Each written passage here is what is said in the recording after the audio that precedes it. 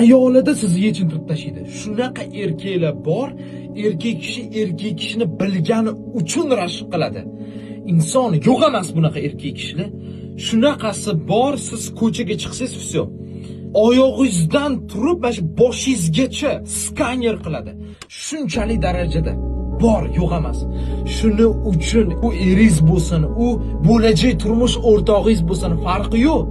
Boshqa erkaklarning xayolini bilgani uchun, shunaqa muloqotlarni eshitgani uchun, siz eshitmagan muloqotlarni eshitgani uchun sizni himoya qilgisi keladi. Bo'lmasam, o'sha farqi yo'q. Erkak kishi yaxshi ko'rmasa, sevmasa bir teng bo'ladi. Bor xohlaganingni qil deydi.